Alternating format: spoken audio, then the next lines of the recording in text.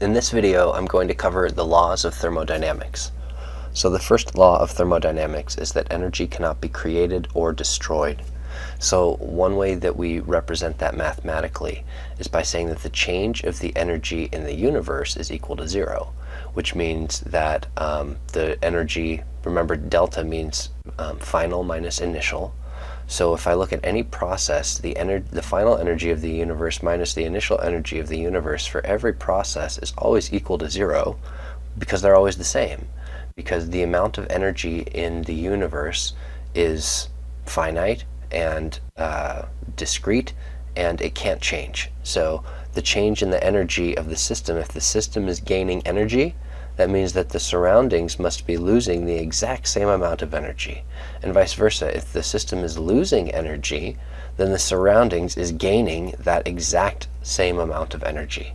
So the first law says that the energy cannot be created or destroyed. So the change in energy of the universe is always equal to zero. So we have seen this before. You've probably heard this many times before throughout the years in your science classes. This is called the conservation of energy.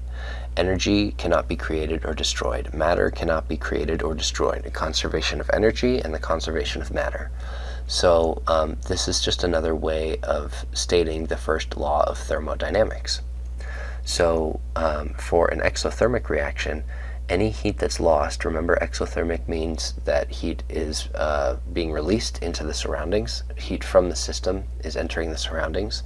So that heat that's entering the surroundings, the lost heat from the system, goes into the surroundings, and they are equal. Any amount of heat that's lost or energy that's lost from the system is equal to the amount of the energy that the surroundings gains. There's no amount of energy that is added or subtracted during that exchange.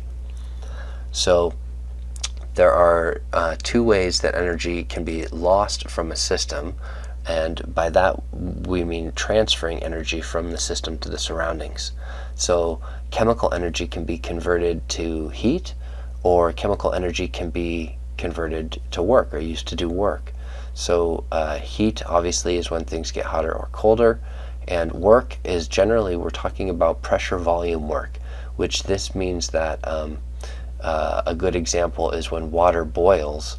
The water has a certain volume of water is constant, but when the water boils and it turns to steam, the volume of that steam expands to fill the surroundings, and as the temperature increases, the pressure that that gas exerts on its surroundings gets even higher.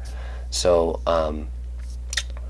systems that change pressure and volume, like water turning from liquid to gas, any system that has that kind of change can do work on the environment by pushing against the environment, by providing some kind of pressure or volume change that pushes against the environment, being that the environment has some atmospheric pressure that's kind of pushing on all of us. So remember these two values, heat and work. These are generally the ways in which energy can be transferred from the system to the surroundings. So the way that we represent that mathematically is by saying the change in energy is equal to the heat plus the work. These are the places that the energy can go.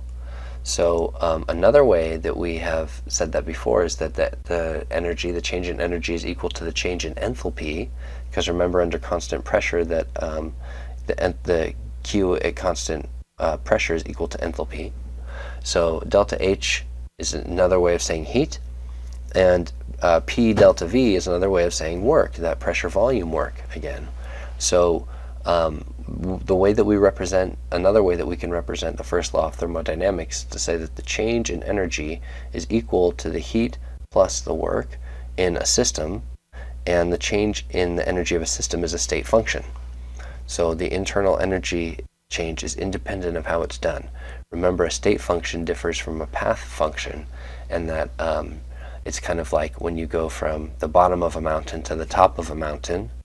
The change in altitude is a state function. The bottom is at 0, you're at sea level, and at the top of the mountain you're at 1,000 feet. So regardless of what path you take to get to the top of the mountain, your altitude change is always the same, 0 to 1,000. But if you take a straight path, the distance that you travel is short, and if you take a really long, windy path to get from the bottom to the top, then the distance that you travel is greater. So a path function would be distance, the amount of distance you actually walk from the bottom to the top, and a state function would be the change in elevation, which is always the same regardless of what path you take. So the change in energy is a state function. So the second law of thermodynamics, one way of stating it is that you can't break even. So what that means is that we can use 100 watts of electrical energy, for example, and the amount of energy that we can get out as light is not equal to 100 watts. So we're trying, for example, in a light bulb, we want to convert electricity to light. But along the way, if I'm using 100 watts of electrical energy, I can never get out 100 watts of light. There will always be some amount of energy that's lost. So you can't break even, meaning if I put 100 watts in, I will not ever get 100 watts out. It's never 100%. There's always a little bit of a loss. So to recharge a battery with 100 kilojoules of energy requires more than 100 kilojoules, because in trying to add that 100 kilojoules, I'm always 100 watts of electrical energy will be less than 100 watts of electrical energy delivered to a device. And the reason is because we're always losing some amount of energy as heat. Heat is, we're trying to convert energy to work, right? Heat plus work, the change in energy. Well, work can never be 100%. So if I'm trying to change the energy of a system, for example, from electrical energy to light energy, I can never convert all of that energy just to work. Some of the energy will always be lost as heat.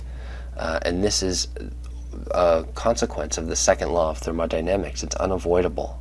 So every energy transition results in a loss of energy. So every time I'm trying to turn one kind of energy into another, some of that energy during that process, some of the energy is lost as heat. And what that means is that every process is surrounded by the environment. So anytime we're trying to convert one kind of energy to another kind of energy within a system, for example, the engine of your car or something, when we're trying to convert the chemical energy of gasoline into the energy of the piston moving up and down, as the piston moves up and down, it's always going to heat up the surroundings because of friction. So moving up and down will cause a bit of friction, which will heat up the surroundings. So not all of the energy from the gasoline can be converted to the up and down motion of the engine. Some of it will be lost to heat up the surroundings as it moves up and down, will be lost to friction. And so it's not just in your car. You know, you obviously need a radiator and some coolant and some way to keep your engine cool, because it will heat up. In every transfer of energy, in every process, they always heat up. There's always some loss of energy as heat. So we call this an energy tax. It's the heat tax, that every time we move one energy from one place to another, it's always costs a little bit of energy. Right? This would be terrible if you tried to take some money out of your bank, and every time you tried to make a withdrawal, they always took a little bit. Of course they do that when you go to the wrong ATM, right? They'll take some money away from you.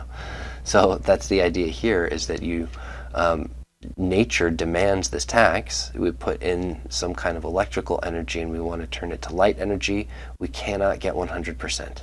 So that's the second law of thermodynamics. So for example, burning natural gas, we're trying to, the idea is to make all of the energy from the gas go up. We want to convert all of that energy into the energy of the water. We're boiling water, right? You got a pan of water up here. So all of the energy from the gas does not go into the water, because some of the energy from that gas is used to heat up this part right here. Some of the energy from the gas is used to heat up this right here, because it's sitting, the energy that from that fire that's being used to that heats this up. And obviously this gets hot, right? If you touched this, it looks like it would be pretty hot. If it's hot, that's energy. It's heat energy. Where did the energy come from? Well, it came from the fire. Well, if that energy used to heat up the surroundings came from the fire, that is energy that was not delivered to the water above. It was delivered to the surroundings here to heat this part up. And you put a pan on top, some of the heat goes into the pan, and the whole pan heats up, even the parts of the pan that aren't touching the water. Then the hot pan transfers that heat to the water, and then finally the water starts getting hot. But a lot of the energy from the gas, the natural gas that's down here, gets lost along the way, making other things hot, whether you want to or not. Here's heating with electricity. We burn fossil fuel, so we get a little bit of a heat tax when we try to turn the chemical energy within the wood into energy with steam. So we boil the water. Or let's see, what's happening here? Energy. Make steam, burn fossil fuel, and then we somehow trap the energy in this system. I don't know what this is. And then we use that system to make steam, so this must be pipes full of water. We make steam, and that takes a little bit of energy when you boil the water. So it goes from the energy within the wood to water, and then the energy within the water to the energy within the gas, steam, so that takes a heat tax. And then we have steam, and we're trying to use the energy within the steam to turn this turbine, to turn this big fan, right? And so that takes a little bit of energy. And then as that fan is turning and we're making an electrical current within the wires that are attached, we have to transmit that electrical current through these long wires. And as the electricity is transmitted along the wire heats up, and so some of the electricity that we generate back here is lost along the way as heat. So we're always losing a little bit of heat. Every step of the way, things are getting hot. When we're trying to transfer energy, things always get hot, whether you want to or not. And that's just another way of looking at the second law of thermodynamics.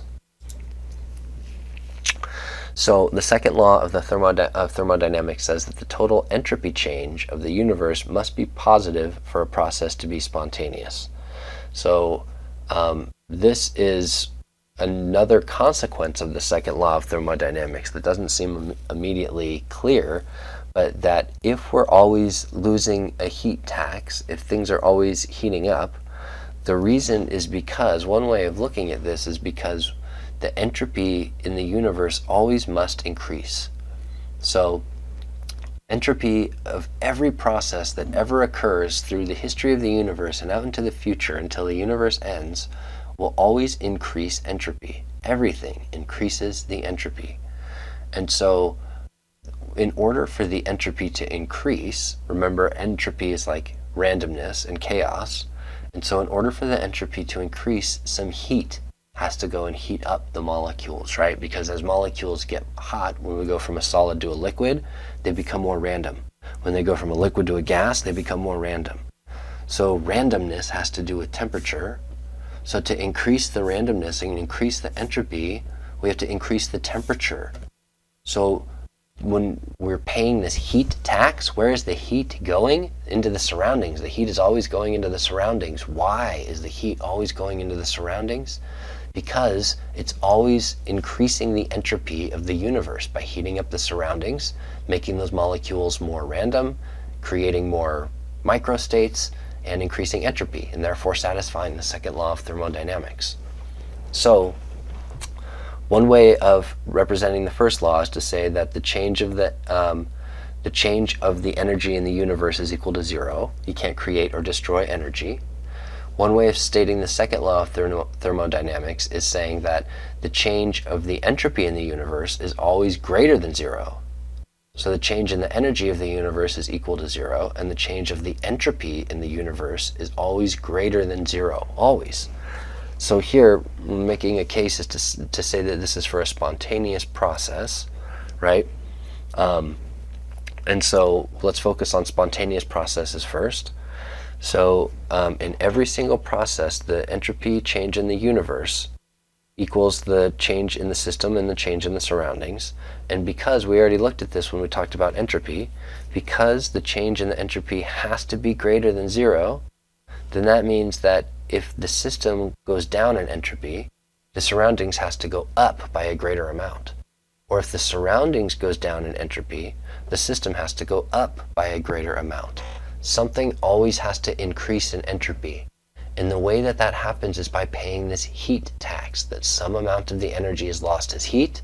That heat goes to the surroundings, causing molecules to become more random and increasing the entropy. So when the change in the entropy of the system is negative, the change in the entropy of the surroundings must be positive, must be even bigger, positive and bigger than this change for a spontaneous process. So the second law demands that the entropy of the universe increase for a spontaneous process. Yet processes like water vapor condensing are spontaneous, even though the water vapor is more random than the liquid water. So when we take water vapor and it condenses to liquid water, the entropy in that system is going down, right? Because a gas has a lot of entropy, a liquid has less entropy. So when the gas turns into a liquid, then the entropy is decreasing. So how does that happen spontaneously? Because obviously, if you've ever taken a shower, the steam in the room grabs onto a window or something and turns back into a liquid, right? So that is obviously a spontaneous process that happens without any outside intervention. So how does the entropy in the system decrease? Well, remember that in order for a gas, which has a lot of potential energy in it, those particles are bouncing around, they're not hydrogen bonded. In order for a gas to turn into a liquid, we have to create hydrogen bonds. So a gas doesn't have any, and a liquid does have hydrogen bonds, or at least if we're talking about H2O, liquid water. So the creation of those bonds, remember, creating a bond releases energy. So in this change from gas to liquid, condensing water, we're making a lot of bonds. So we're releasing a lot of energy. That energy is released as heat, so we call this process exothermic. When steam condenses, it's an exothermic process. The heat is released to the surroundings. So when the heat is released to the surroundings, what does it do? It makes those air particles move faster, it makes them spin around, it gives them more energy, and it increases the entropy. So even though gas water to liquid water makes the entropy go down, it also releases heat when that happens. And the amount of heat that's released makes the entropy in the surroundings increase to an even greater extent.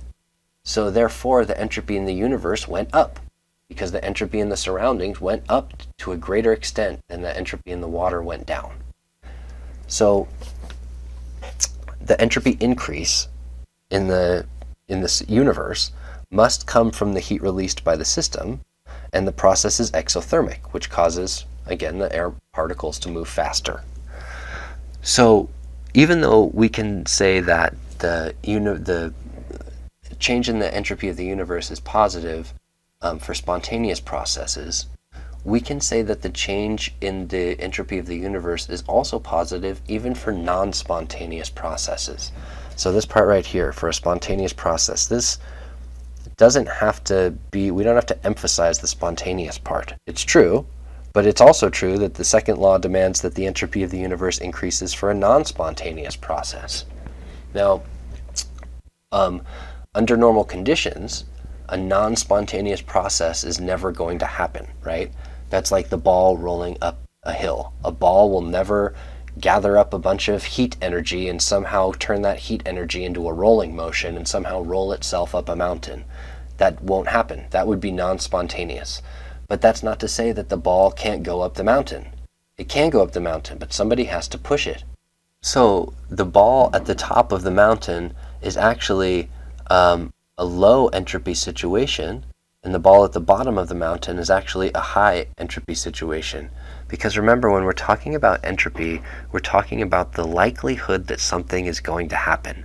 Entropy is really about statistics and about probability. That's all entropy is another word for probability.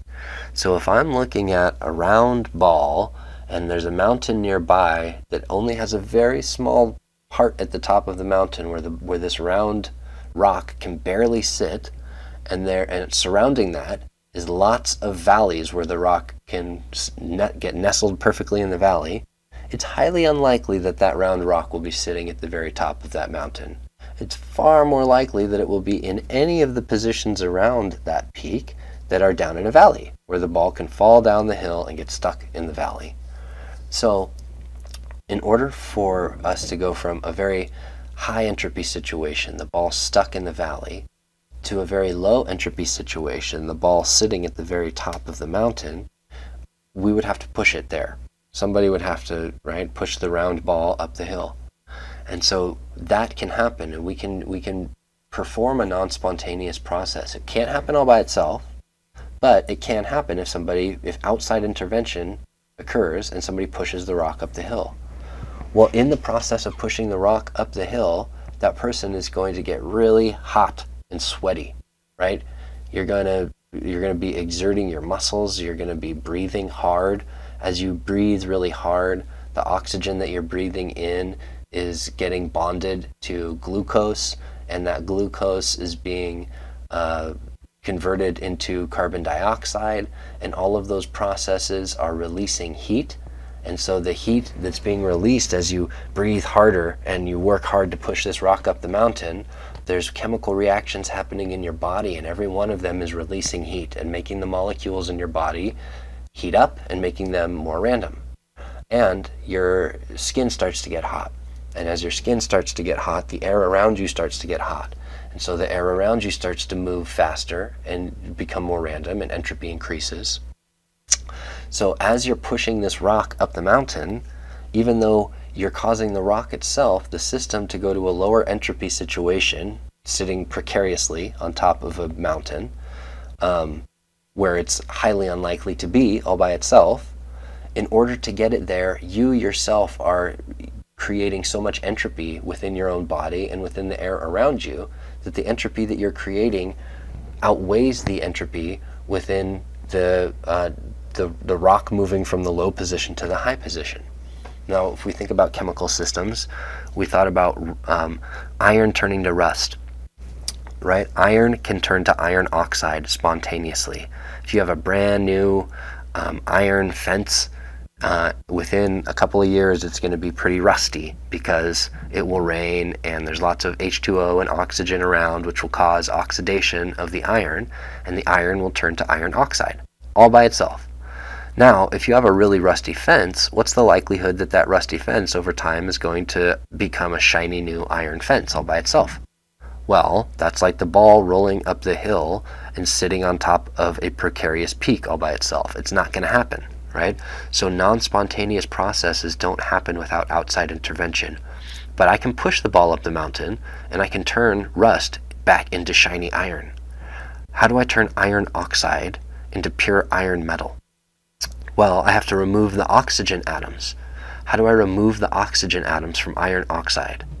Well, if you take iron oxide, if you take a big pile of rust and you heat it up and get it really, really, really, really hot, like probably 1,000 degrees Celsius or even hotter, if you get that iron oxide very hot, eventually you're going to break the bonds between the iron and the oxygen will leave as O2 gas, and what you'll have left with is a pile of pure iron. So if you heat up rust incredibly hot, you can turn rust back to iron. But again, that's a non-spontaneous process that won't happen by itself. You had to add the heat. You had to concentrate the heat in one spot in order for that to happen. And when you did that, the amount of entropy that you were creating far outweighs the amount of entropy that decreased by turning rust back to iron. When rust turns back to iron, the entropy goes down. You decreased the entropy. You made that system more ordered, less random. However, the heat that you used to do that heated up the environment so much and created so much entropy while you were trying to decrease a little bit of entropy that, again, the entropy of the universe increased, and it far outweighed the decrease of the entropy in the system. So, in every process, whether spontaneous or not spontaneous, entropy is always increasing, and it will always increase throughout the history of the universe. So the third law of thermodynamics says that the absolute entropy of a substance is the amount of energy it has due to dispersion of energy throughout its particles. So when we think about a solid, like a solid crystal structure like sodium chloride, or this looks like one atom, so maybe this is a metal or something here. if we think of a perfect metal, sometimes this one right here looks pretty perfect. It looks like every atom is perfectly spaced with every other atom, and they're all in a row, and they all have a very repeatable order, a very repeatable structure. But sometimes that's not true. Sometimes this atom is missing in the structure, and these ones right here are kind of in a weird position because there's a big hole in the middle. Or this one right here is missing, and then these ones around it are kind of deformed a little bit because this one here is not in the right spot. So that happens fairly often in solid materials. So the third law says that for a perfect crystal, at absolute zero, the absolute entropy is zero. So if I have a perfect crystal where all of the atoms are exactly where they're supposed to go, and we cool that down to absolute zero, then the entropy of that system is equal to zero. This is called the absolute entropy. So this is like the 0 point of temperature, right? We can go all the way down to 0 Kelvin. That's absolute zero. That's as cold as the universe goes. We can't have negative temperature, and so the coldest is 0 Kelvin. The same with absolute entropy. You can get entropy to go all the way down to zero. When we have zero entropy, that's absolute zero for entropy, and it will never get negative. And in order to achieve absolute zero entropy, we have to have a perfect crystal at absolute 0 Kelvin, at an absolute zero temperature. And so again, remember that entropy is just saying the number of microstates that are available to a system. So if we are talking about a perfect crystal, and in a perfect crystal, all of the atoms have their spot. There's somewhere that they are supposed to go. Like this one right here looks pretty perfect. So in this perfect crystal right here, if it's not at absolute zero, then the atoms are vibrating a little bit. And as those atoms vibrate a little bit, all of them are vibrating a little bit, right? These ones are jostling these ones are jostling these ones. They're all vibrating a little bit. That bit of vibration causes some randomness, and that randomness increases the entropy of the system. So as these atoms vibrate more, then there's more entropy, more microstates. But imagine that all of these atoms at absolute zero, what happens is that vibration stops. At absolute zero, all of the atoms stop vibrating. So they're exactly in the spot where they're supposed to be, as dictated by the crystal structure, and now they have stopped moving because we're at absolute zero. In that case, the number of microstates available to that system is 1. There's only one way that that system can exist. All of the atoms are exactly where they're supposed to be. There are no other microstates available because none of the atoms are moving, so they all have to be in exactly where they are. So we can define that state as absolute zero entropy. And as soon as the temperature increases a little bit and those atoms start to vibrate, then we add some chaos and we create some microstates where maybe this one vibrates to the left and this one vibrates to the right, and in another microstate this one vibrates to the left and this one vibrates to the right. So the microstates are just the different ways in which they can vibrate. But if they're not moving, then there's only one microstate. So the outcome of this idea is that every substance that is not a perfect crystal at absolute zero must have some entropy in it. There must be more than one microstate available to those atoms in that system. Therefore, the absolute entropy of substances is always positive. So when we're looking at a lot of thermodynamic qualities, we're used to looking at the change in systems, the change in enthalpy, the change in energy, the change in entropy. Excuse me. But when we're talking about absolute entropies, then we don't need to talk about a change. We don't need to talk about relative entropies, the relative entropy of the initial state of the system versus the final state of the system. We can talk about absolute entropies, which is kind of those entropies versus zero, because now we know where zero is. So we can take the delta away, and remember this little not sign stands for standard conditions. So we can describe what are called standard absolute entropies, where we calculate the amount of absolute entropy within a substance at standard conditions. So entropy for 1 mole of a substance at 298 for a particular state, a particular allotrope, a particular molecular complexity. So when we're talking about the amount of entropy a substance has, like H2O at 25 degrees C, we have to talk about not only, we have to give more information, because H2O, well, I guess at 25 degrees C is a liquid, right? But we need to distinguish between solids and liquids and gases, because solid H2O has a different entropy than liquid H2O, and that has a different entropy than gaseous H2O. So when we talk about absolute entropy, we have to be specific, very specific about what state we're in. So here are some examples of absolute entropy values for different substances. So here's some gases. You can see that generally they're all within the same range, about 131 to 220 joules per mole per Kelvin. And the molecular complexity varies from just 1 atom of argon up to 6 atoms, where we have 2 carbons and 4 hydrogens. So we can see some general trends here, which is that argon is 1 atom all by itself, and it has a fairly low molar entropy. And when we get to 6 atoms up here, the entropy is a bit higher. And in general, we can start to see some trends about increasing entropy.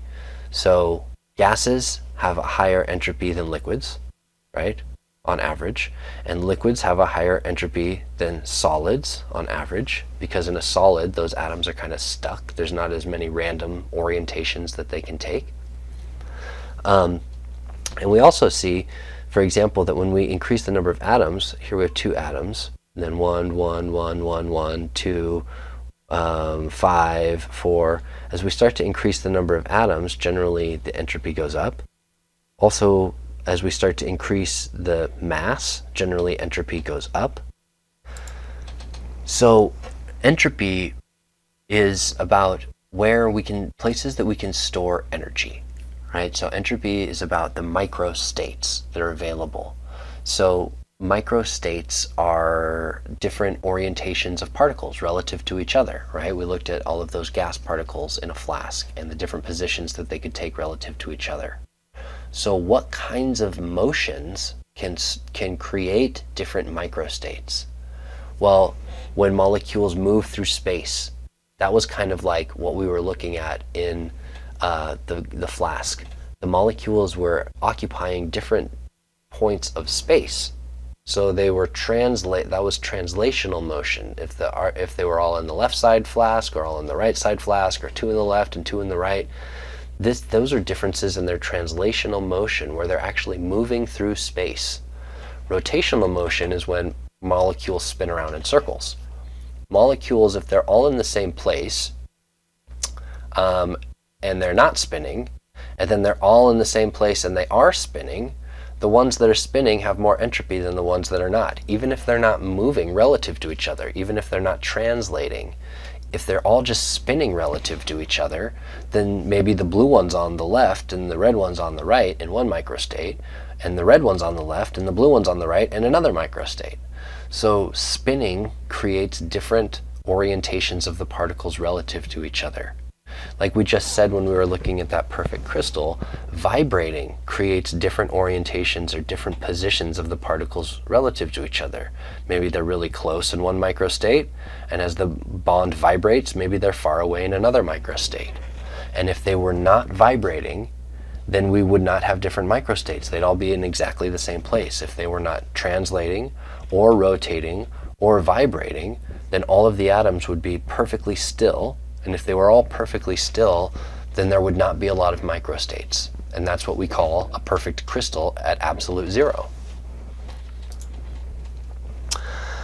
So again, gases have more entropy than liquids, because gases can translate. In a liquid, those particles are kind of stuck together. They have a harder time getting away from each other. But in a gas, they can move throughout the whole volume of the system much without, there's not hydrogen bonds that are kind of sticking them to each other. So that translational motion, the increased translational motion available to gases, creates increased entropy in gases relative to liquids. Gases can also spin more, because you can imagine in a liquid where there's lots of hydrogen bonds, those molecules are stuck. The water H2O molecules are stuck to each other with hydrogen bonds. There's probably not a lot of rotating occurring, because that would involve breaking all those hydrogen bonds. In order for an H2O molecule to start spinning around, it would have to be breaking the hydrogen bonds that were holding it in place. So there's a lot of spinning that can occur in gas. There's a lot of translation that can occur in gas that cannot occur in a liquid. Therefore, the entropy of a gas is generally higher than the entropy of a liquid. The larger the molar mass, the larger the entropy. So when we're talking about more mass, then the energy remember, mass kind of equates to the number of subatomic particles. We have protons and neutrons and electrons, and protons and neutrons and electrons are places where we can distribute energy within atoms. So as we have more and more mass, then that equates to more relative positions that those particles can take, because there's more particles. And if they are more positions they can take, then there's more energy states, there's more microstates, there's more orientations that those particles can take relative to each other. So as I increase the mass, then I increase the entropy. Allotropes. So we started off this chapter talking about how diamond is actually being converted to graphite, because graphite is a more stable form of carbon than diamond is. So diamonds are not forever. Diamonds are slowly being converted to graphite. Slowly being the important word here, because remember that it is so slow, in fact, that it will take longer than the entire history of the universe for diamond to turn into graphite. So our conclusion was that diamonds practically are forever, even though theoretically they're not, because it will take too long for a diamond to ever turn into graphite. Well, here's the reason that graphite is more stable than diamond. Because graphite has more entropy than diamond.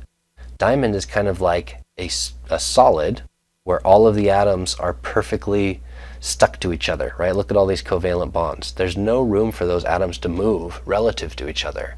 If they can't move relative to each other, then there's not a lot of different positions they can occupy, and therefore there's not a lot of microstates, and therefore the entropy is low. In graphite, these bonds between layers are broken. So this layer is free to move independently of this layer, and they're free to move independently of this layer, and so on. So graphite has a lot of motion. It's almost more like a liquid than like a solid. And that increased motion creates more relative positions of the atoms, which increases the entropy. So graphite, since these layers are able to slip by each other, graphite is sometimes used as an industrial lubricant. It's kind of like oil. Graphite is really slippery. But graphite is a solid, but it's a solid like oil. And what gives it that slippery property is that these sheets, these two-dimensional sheets of atoms, can slip right by each other. And that creates a lot of entropy. So even among different allotropes of solid, diamond is a solid, graphite is a solid, but graphite has a different form. And because that form allows more movement, graphite has more entropy than diamond. The number of atoms are places where we can create more positions, which makes sense.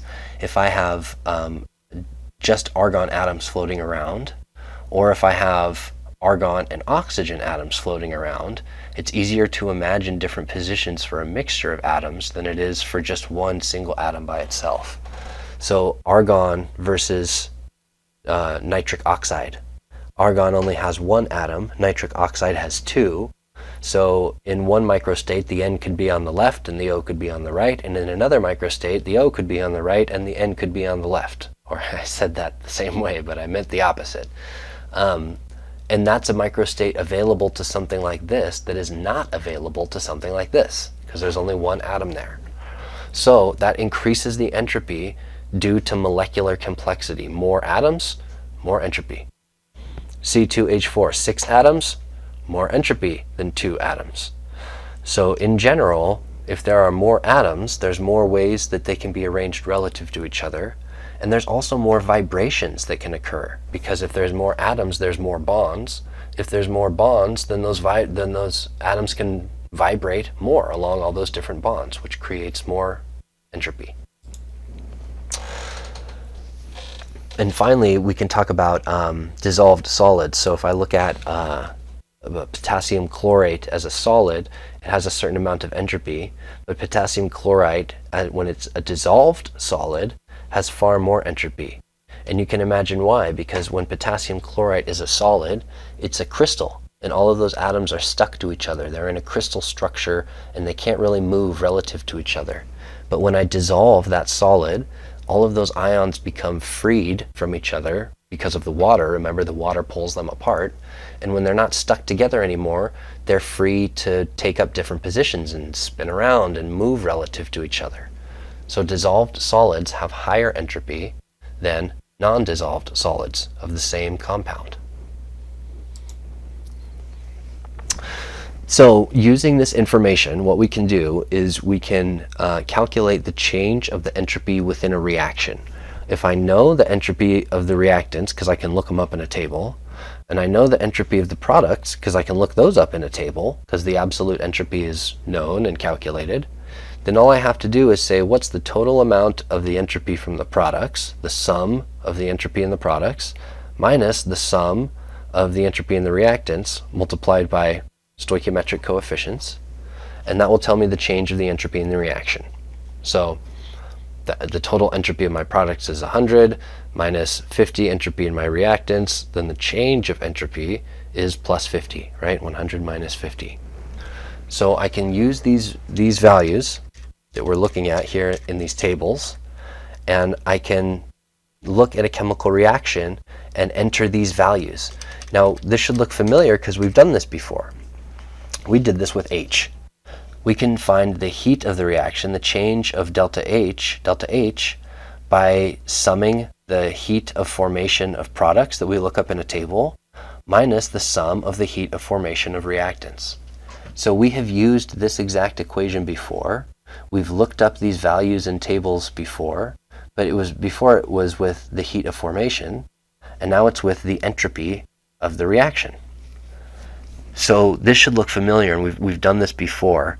We're just kind of looking at a different value now, different way to calculate the change of the entropy in a reaction.